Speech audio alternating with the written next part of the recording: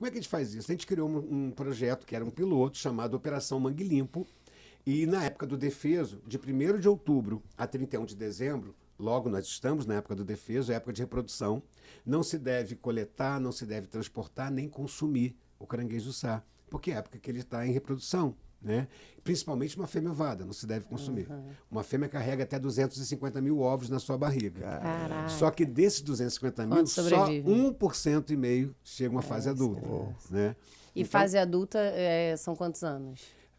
você pode colocar aí 4, 5 anos. 4, 5 Pra ele está anos. num tamanho comercial, É isso, 4, 5 anos. 4, 5 anos. Você não pode consumir com menos de 6 centímetros de carapaça. Então tem todo uma um processo regrinha. aí, né? E aí, o seu Adílio traz essa ideia, a gente consegue com a Petrobras o patrocínio para fazer essa limpeza. Contratei adolescentes da Ilha de Itaoca, onde eu comecei meu trabalho, para quando eles trouxessem o lixo do mangue, essa garotada fizesse a triagem, contasse e pesasse. E quando a gente teve o resultado, a gente descobriu que foi a primeira faxina, a primeira limpeza de mangues registrada no Brasil, foi em 2001. Ideia de um catador de caranguejo. Isso virou um trabalho... E deu certo? Vocês conseguiram tirar bastante lixo lá? Cara, na primeira atividade a gente tirou 79 mil garrafas de PET. Brinquedos, aí entre braço de boneca Velotrol, bichinho de pelúcia, 18.883. Caramba. Tá? E isso tem um valor, né? O lixo tem um valor, né? Eu imagino assim, a grande parte do material PET ele é reciclado. Vocês conseguiram ainda gerar valor com essa Não, quantidade? porque o lixo que está no mangue ele está contaminado, ele está muito cheio de lama, né? O ideal para reciclagem é que esse material seja, e aí isso vai me levar ao projeto Eduque, é que ele seja recolhido pós-consumo. Ou seja, eu acabei de beber meu refrigerante no domingo, já coloco separado. Eu não tenho que colocar lá no lixo. Sim. Porque quando você coloca com outros resíduos, você contamina esse resíduo, né? Ele perde valor no Teria mercado. que passar por um processo de lavagem e tudo mais, Exatamente. né? Que não é o ideal, né? Porque senão você vai gastar um Gastou recurso, água né? agora para... Sim, e até voltando pro mangue, a gente tem casa lá em Atafona, que é perto lá depois de Campos de Goytacazes, de Conheço. Macaé, né, enfim. E ali, quando a gente era pequenininho, né, a gente andava, tinha pontezinha ali no Pontal, e aí a gente passava por cima do mangue e tal. E aí a maré às vezes estava cheia, a gente não via. Estava baixa, a gente via o mangue, tinha os caranguejinhos, e a gente come muito caranguejo, comia, né, assim, lá em Atafona e tal, lá. E hoje, assim, a gente realmente vê que não existe mais o mangue, sabe, lá. Então, assim, isso pra gente é até um choque. A gente não vê mais, não existe mais. Então, lá teve aquela questão do rio também, né, que invadiu e foi levando o mangue. São João. Sim, o nível do mar tá aumentando e eles, não sei se por isso também, né, a gente Também, não sabe. também. Também, né. Então, assim, são vários fatores que também afetam. Como eu te falei, o mangue ele precisa de condições específicas para ele sobreviver. Então, se você tem o aumento do nível do mar, você tem o aumento da salinidade. Essa árvore, essa vegetação, ela tende a recuar. Só que ela vai recuar até um determinado ponto, né? A floresta de mangue, ela é muito vulnerável. Só nos primeiros 20 anos desse século, nós perdemos 20% da cobertura vegetal dos mangues no planeta Terra. Tá? Não é só no Brasil, no planeta Terra. Se você considerar todas as florestas do planeta, os manguezais ocupam só 0,7%. E são tão importantes. E né? são tão importantes. E eles estão num limite de trópicos, porque a temperatura, por exemplo, nós temos mangue do Pará até Santa Catarina, em Laguna. Rio Grande do Sul já não tem mais mangue por conta da temperatura. Lá são os marismas. É um ecossistema parecido. Mas manguezal não tem. E manguezal, eles protegem a linha de costas de grandes eventos climáticos. Por exemplo, um tsunami. Se você tem um manguezal vicejante, ele é capaz de segurar a energia dessas ondas, de diminuir esse impacto e diminuir, inclusive, os estragos. Né? O manguezal, ele é berçário da vida. 60% das espécies marinhas dependem dele, comerciais, em algum momento da sua vida. O manguezal gera muita economia por conta dos povos tradicionais, dos catadores de caranguejo e dos pescadores artesanais. O robalo, que é consumido na zona sul do Rio de Janeiro, vem lá de dentro da Rapa de Guapimirim, lá no fundo da Baía de Guanabara. Muita gente não sabe disso. Né? Manguezal é filtro biológico, porque você tem... A Baía de Guanabara, ela tinha 50 grandes rios. Boa parte desses rios foram canalizados ou foram corrigidos, né? Porque o ideal de um rio é que ele seja o mais sinuoso possível, principalmente quando ele vem da serra, para que sejam depositados ali todo aquele aparato que vem, silt, areia, argila, galho. Mas aí, político acha que rio tem que ser reto, né? Isso aconteceu muito na Baía de Guanabara, ao longo da sua história. E aí, hoje, são 35 grandes rios que desembocam nela. E esses rios trazem, além do que deveria trazer, quando bate nas costas, desbarracando silt, areia, argila e tal, eles também trazem o lixo nosso de cada dia, né? Esse lixo vem com muita intensidade e eles vão se depositar nos manguezais.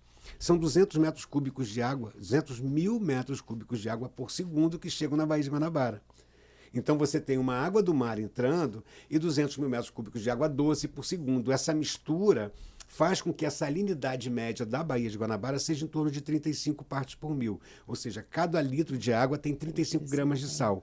No manguezal, para que ele seja vicejante, que ele esteja em condições ideais, você tem que ter ali em torno de 15 gramas de sal por litro de água. Então já passou, né? Exatamente. Então por isso como equilibrar? Como é que fazem para equilibrar e manter o... É o rio e o mar, o encontro do rio com o mar, é isso que equilibra. Entendi. Essa mistura da água do rio, que é doce, com a água do mar, que vem da Baía de Guanabara, mantém uma temperatura ideal, mantém uma salinidade ideal. E aí o que você falou, quando o mar começa a ocupar um espaço que era dele mesmo antes, né? Você tem o recuo do manguezal. E numa área que você tinha manguezal e perde o manguezal, você acaba com a produtividade primária, você acaba com a pesca.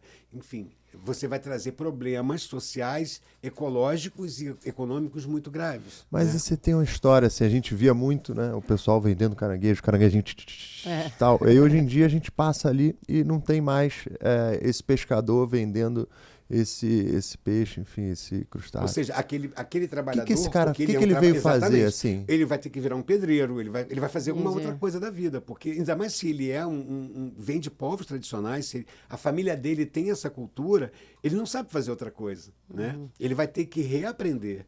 Né? E ao mesmo tempo, aí você tem... E você viu histórias como essa? Teve alguma que te chocou, que você pode lembrar assim e falar, cara, essa me chocou realmente, assim? Ou essa a gente conseguiu reverter e ele hoje, a gente tem histórias assim, por exemplo, a ideia do Seu Adílio, voltando ao Seu Adílio, né? Quando ele pede para a gente arranjar um dinheirinho para eles limparem o mangue, isso deu tão certo que isso virou uma estratégia da Guardiões do Mar.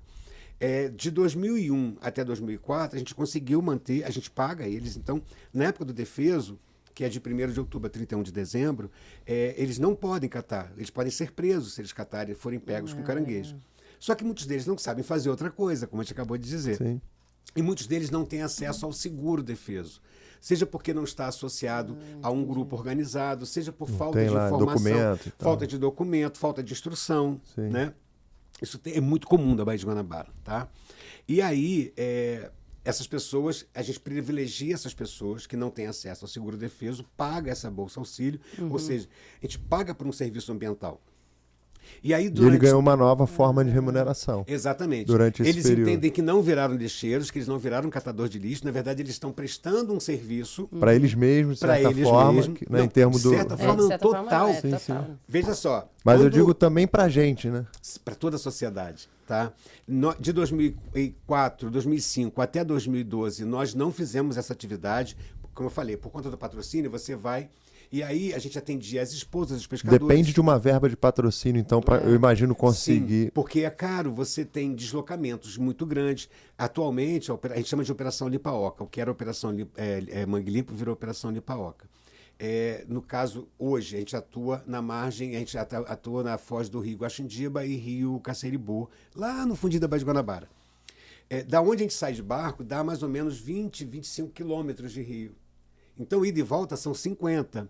E para você trazer as últimas 5 edições, a gente tirou 934 carcaças de TV, 122 TVs de 29 polegadas.